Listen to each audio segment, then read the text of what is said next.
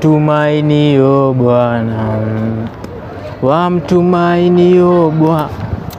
Rada ni gani? Kijana, wacha pressure. Pressure gani? Wewe unaweza niambia nini? Mimi ni mtumishi wa Mungu kijana. Mtumishi wa Mungu ndio kuna dread, acha kunipima. Sasa dread inasema ya kwamba mimi si mtumishi wa Mungu. Kwanza nishaonyeshwa na Roho Mtakatifu ya kwamba uko na shida ya mapenzi.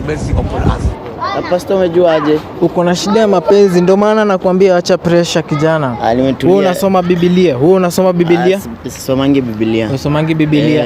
Maandiko yanasemaje?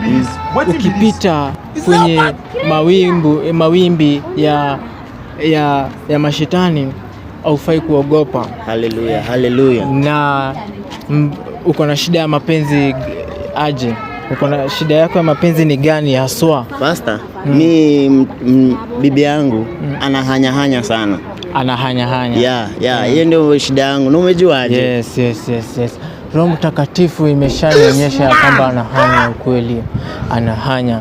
Acha nikuambie kijana. Kisima, watu wengi, msichana ni kisima. Unaona? Msichana ni kisima.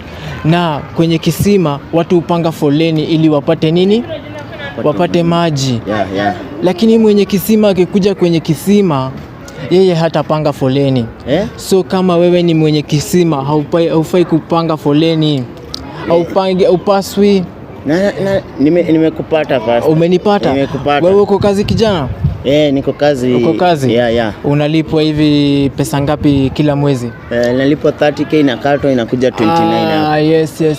Yes. Holy Spirit, yes. Yeah. Umeona sasa? Yeah. Ukilipwa, Biblia inasema ya kwamba unafaa kupeleka asilimia ngapi kanisani? 10%. Yeah. Na ujue ya kwamba hiyo si sadaka. Hiyo ni tithe ya mwisho wa mwezi. 10% of the 30,000 that you get. 10%. Nimekupata Pastor. Umenipata? Sasa nilikuwa nataka nikuombe ili kazi yako iunuke, ili mapenzi yako imarike, na ndaanza kukuombea. Baba, katika